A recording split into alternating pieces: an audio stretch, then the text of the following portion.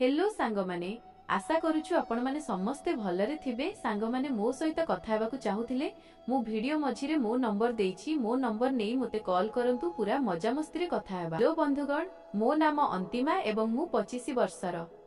गत 5 वर्ष हेबो मु एकाकी अछि, कारण एक दुर्घटना रे मो स्वामी रोहित सबुदिन पई मते छाडी चाली गले। मोर एक सुंदर पुओ अछि आदित्य, जहार बयस एबे 3 वर्ष। मो स्वामी रोहितंक चली जिबा परे मु सेही फ्लैट रे रहिली, जहाकू आमे विवाह परे भड़ारे नेइथिलु। सेही छोटो फ्लैट आम स्वप्नर घर थिला, किंतु तार भड़ा एते अधिक थिला जे मो पई एकाकी ताहा चलाइबा कष्टकर होई पडुथिला। रोहित किछि संचय करिथिले एवं बीमा टंका मध्य मिलिथिला, जेउथिरे मु किछि समय पर्यंत निजर ओ पिलार गुजराण करिथिली। किंतु धीरे धीरे सेही टंका कमिबाकू लागिला एवं मोते चिंता घारिला। मु केबे चाकरी करि नथिली, कारण रोहित सबु बेले कहुथिले जे से रोजगार करिवे एवं मु पिलामानंक जत्न नेबी। एबे कोन करिवि, एही प्रश्न मो मुंडरे प्रति राति रे बुलुथाए।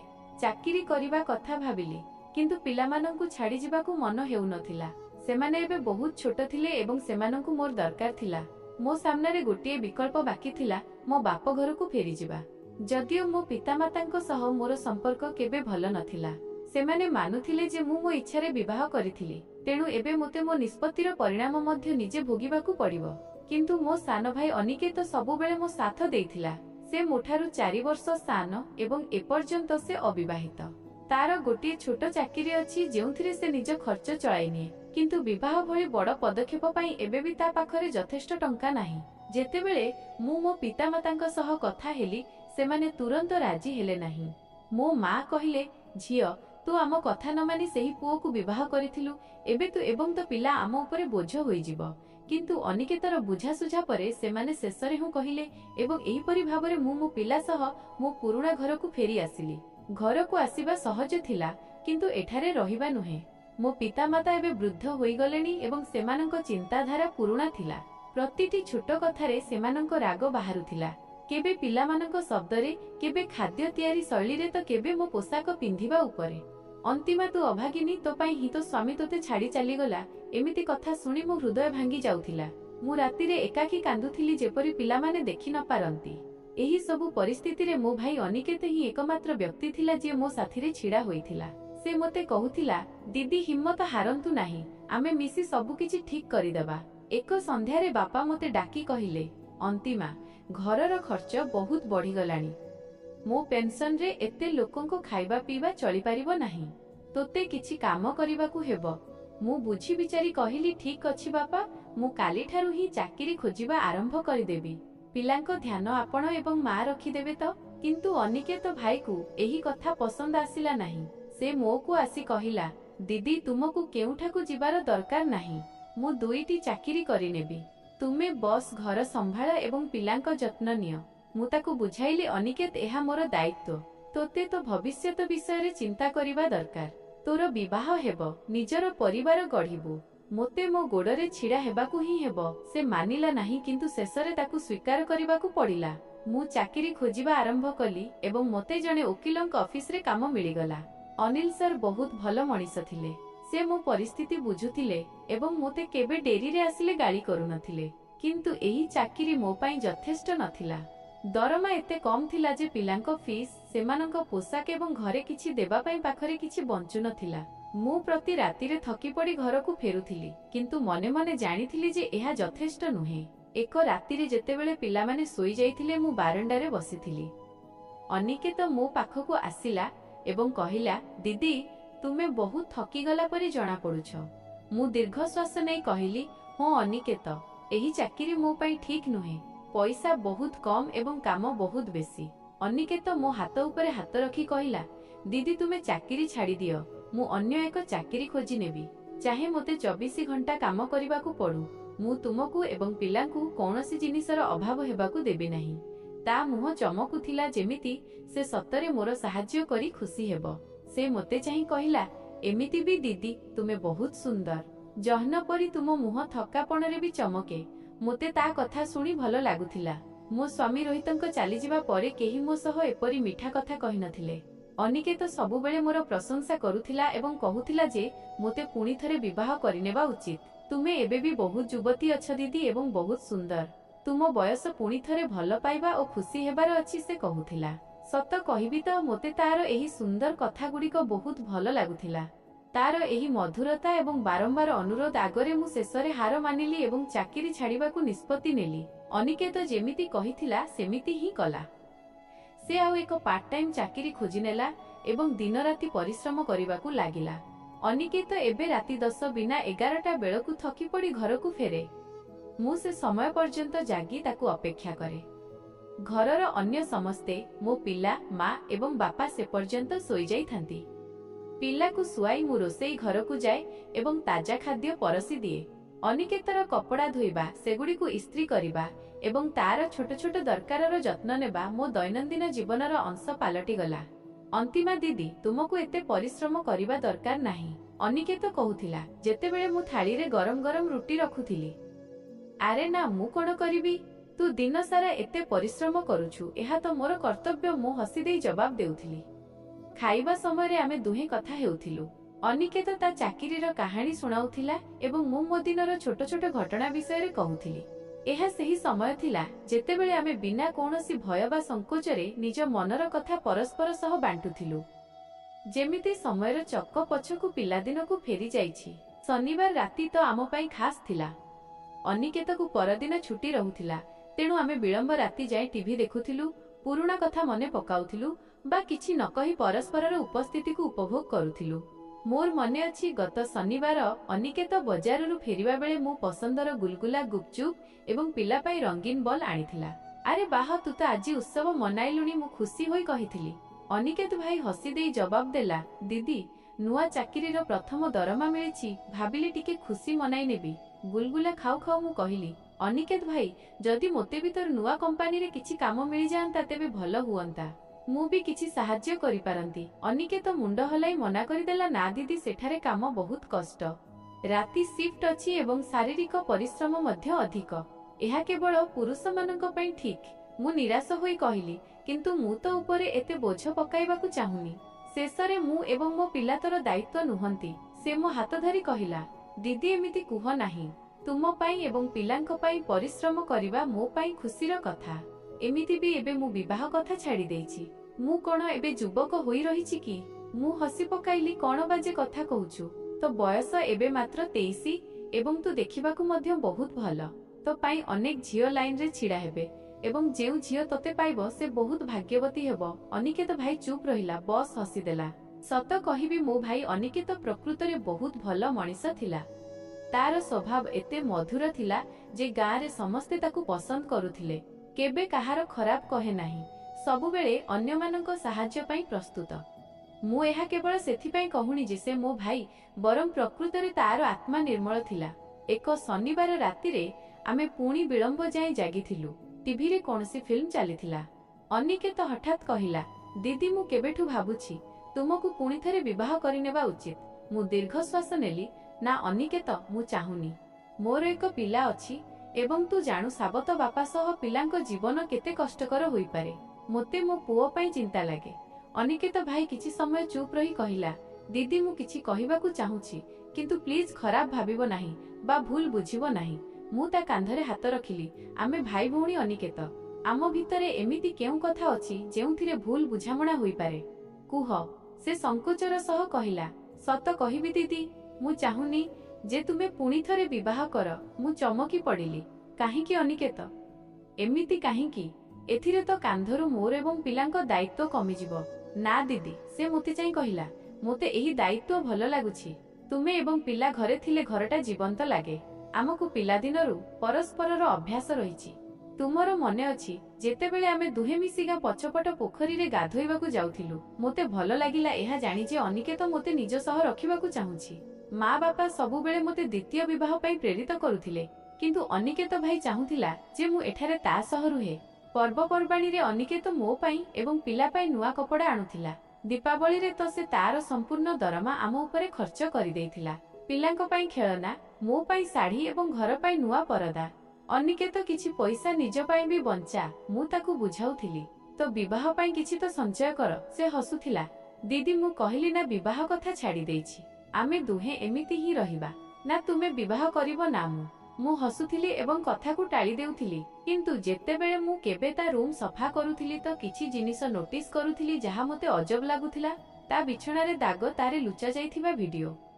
ମୁଁ ବୁଝୁଥିଲି ଯେ 23 ବର୍ଷର ଜଣେ ଅବିବାହିତ ଯୁବକ, ଏହା ସବୁ ସ୍ୱାଭାବିକ। କିନ୍ତୁ ଏହି ଜିନିଷଗୁଡ଼ିକୁ ଦେଖି ମୋତେ ମୋ ସ୍ୱାମୀ ରୋହିତଙ୍କ ସ୍ମୃତି ତାଜା ହୋଇଯାଉଥିଲା। ସେହି ଅନ୍ତରଙ୍ଗ ମୁହୂର୍ତ୍ତଗୁଡ଼ିକ ଯେଉଁଥିରୁ ମୁଁ 6 ବର୍ଷ ହେବ ବଞ୍ଚିତ ଥିଲି। ମୁଁ ନିଜକୁ ରୋକି ପାରୁନଥିଲି ଏବଂ କେବେ କେବେ ଘଣ୍ଟା ଘଣ୍ଟା ଧରି ନିଜରେ ବନ୍ଦ ହୋଇ ସେହି ଭିଡିଓ ଦେଖୁଥିଲି। ଏକ ରାତିରେ ଯେତେବେଳେ ଆମେ ଦୁହେଁ ବିଳମ୍ବ ପର୍ଯ୍ୟନ୍ତ ଜାଗିଥିଲୁ, ଟିଭିରେ ଏକ ଫିଲ୍ମ ଚାଲିଥିଲା ଯେଉଁଥିରେ କିଛି ରୋମାଣ୍ଟିକ୍ ଦୃଶ୍ୟ ଥିଲା। ମୋର ଧ୍ୟାନ ସେଗୁଡ଼ିକ ଉପରେ ଲାଗି ରହିଥିଲା ଏବଂ ମୋତେ ଜାଣିନି କାହିଁକି ଏକ ବିଚିତ୍ର ଉଷ୍ମତା ଅନୁଭବ ହେଉଥିଲା। ମୁଁ ନିଜକୁ ସମ୍ଭାଳିଲି ଏବଂ ଏମିତି ଦେଖାଇଲି ଯେପରି ମୋତେ କିଛି ବୁଝାପଡ଼ିନି। ମୁଁ ଶୋଇବାକୁ ଯାଉଛି ଅନିକେତ। ତତେ ବି ଶୋଇଯିବା ଉଚିତ। କାଲି ସକାଳେ ଶୀଘ୍ର ଉଠିବାର ଅଛି। ଅନିକେତ ହସିଦେଇ କହିଲା, ଠିକ୍ ଅଛି ଦିଦି, ତୁମେ ଯାଅ। ମୁଁ ବସ୍ ଟିକେ ସମୟ ଫିଲ୍ମ ଦେଖି ଆସୁଛି। ମୁଁ ମୋ ରୁମ୍ ଆଡ଼କୁ ବଢ଼ିଲି। କିନ୍ତୁ ମୋ ମନରେ କିଛି ବିଚିତ୍ର ଚିନ୍ତା ବୁଲୁଥିଲା। ମୋତେ ନିଦ ଆସୁଥିଲା। ବିଛଣାରେ ଏପାଖ ସେପାଖ ହୋଇ ମୁଁ ମୋବାଇଲ ଉଠାଇ ସ୍କ୍ରୋଲ କରିବାକୁ ଲାଗିଲି। ହଠାତ୍ ଗଳାରେ ଶୁଖିଲାପଣ ଅନୁଭବ ହେଲା, ଶୋଷ ଲାଗିଲା। ମୁଁ ଧୀରେ ଉଠି ପାଣି ପିଇବା ପାଇଁ ରୋଷେଇ ଘର ଆଡ଼କୁ ବଢ଼ିଲି। ଗଳିପଥ ଦେଇ ଯିବା ବେଳେ ମୁଁ ଦେଖିଲି ଯେ ଅନିକେତରୁ ଆଲୁଅ ଆସୁଛି। ଆରେ, ଏପର୍ଯ୍ୟନ୍ତ ଜାଗିଛି, ମୁଁ ମନେ ମନେ ଭାବିଲି। ଅନିକେତର ଅଭ୍ୟାସ ଥିଲା ଲାଇଟ୍ ଜଳାଇ ଶୋଇଯିବା ଏବଂ ପରେ ବିଜୁଳି ବିଲ୍ ବଢ଼ିଲେ ଅଭିଯୋଗ କରିବା। ମୁଁ ଭାବିଲି ବିଜୁଳି ବଞ୍ଚାଇବା ପାଇଁ ଲାଇଟ୍ ବନ୍ଦ କରିଦେଇ ଆସିବି। ଯେତେବେଳେ ମୁଁ ତା ରୁମ୍ ପାଖରେ ପହଞ୍ଚିଲି, କବାଟ ଟିକେ ଖୋଲା ଥିଲା। ମୁଁ ବିନା ଶବ୍ଦରେ ଭିତରକୁ ଉଙ୍କି ମାରି ଦେଖିଲି ଏବଂ ଯାହା ଦେଖିଲି ସେଥିରେ ମୋର ହୋସ୍ ଉଡ଼ିଗଲା। ଅନିକେତ ନିଜରେ ମୋ ଫଟୋକୁ ବଡ଼ କରି ଦେଖୁଥିଲା। ସେହି ଦୀପାବଳି ବାଲା ଫଟୋ ଯେଉଁଥିରେ ମୁଁ ନାଲି ଶାଢ଼ୀ ପିନ୍ଧିଥିଲି ଏବଂ ସେ କିଛି ଏମିତି କରୁଥିଲା ଯାହା ଦେଖି ମୋ ମୁହଁ ଲାଜରେ ଲାଲ ହୋଇଗଲା। ମୋ ହୃଦୟ ଜୋରରେ ଧଡ଼ ଧଡ଼ ହେବାକୁ ଲାଗିଲା। ମୁଁ ସେଠାରେ ଛିଡ଼ା ହୋଇ ରହିଲି। ନା ଭିତରକୁ ଯାଇପାରୁଥିଲି ନା ଫେରି ପାରୁଥିଲି। ମୋ ମନରେ ଚିନ୍ତାର ଝଡ଼ ଉଠିଲା। କ୍ରୋଧ, ଭୟ ଏବଂ ଆଉ କିଛି ଯାହାକୁ ମୁଁ ନାମ ଦେଇପାରୁନଥିଲି। ବୋଧହୁଏ ଏକ ବିଚିତ୍ର ଖୁସି। କେହି ମୋତେ ଏମିତି ଚାହୁଁଛି। 5 ବର୍ଷ ପରେ କେହି ମୋତେ ଜଣେ ନାରୀ ରୂପରେ ଦେଖୁଛି। ମୁଁ ସାହସ ଜୁଟାଇ କବାଟକୁ ଧକ୍କା ଦେଇ ପୁରା ଖୋଲିଦେଲି। ଅନିକେତ, ଏ କ'ଣ କରୁଛନ୍ତୁ? ମୋ ସ୍ୱର ଥରୁଥିଲା। ସେ ଚମକି ପଡ଼ିଲା। ତୁରନ୍ତ ଫୋନ୍ ବନ୍ଦ କରି ମୋଠାରୁ ଆଖି ଲୁଚାଇ କହିଲା, କିଛି ନାହିଁ ଦିଦି, ମୁଁ ତ ବସ୍। ମୁଁ ସବୁ ଦେଖିଛି ଅନିକେତ। ମୁଁ କବାଟ ବନ୍ଦ କରି କହିଲି, ତୁ ମୋ ଫଟୋ କାହିଁକି ଦେଖୁଥିଲୁ? ସେଇଟା ବି ଏମିତି। ସେ ଚୁପ୍ ରହିଲା, ମୁଣ୍ଡ ନୁଆଁଇ। ମୋ ମୁଣ୍ଡରେ ଅଜବ ଚିନ୍ତା ବୁଲୁଥିଲା। ମୁଁ ବି ବୁଝିପାରୁନଥିଲି ଯେ ମୁଁ କାହିଁକି ତା ପାଖକୁ ଯାଉଥିଲି। ବୋଧହୁଏ ସେଇ 5 ବର୍ଷର ନିସଙ୍ଗତା, ସେଇ ରାତିର ନିସ୍ତବ୍ଧତା, ବା ବୋଧହୁଏ ସେଇ ଭଲ ପାଇବା ଓ ଆପଣାପଣର ଭୋକ ଯାହା ମୋ ଭିତରେ ଥିଲା। ଦେଖ ଅନିକେତ, ମୁଁ ତା ପାଖରେ ବସି କହିଲି, ମୁଁ ତ ଘରେ ହିଁ ଅଛି। ତୋତେ ଏମିତି କରିବାର କ'ଣ ଦରକାର? ଆମେ ଦୁହେଁ ପରସ୍ପର ସହ ଅଛୁ ନା? ଏଥିରେ ବୋଧହୁଏ ଆମ ଦୁହିଁଙ୍କ ଜୀବନ ସହଜ ହୋଇଯିବ।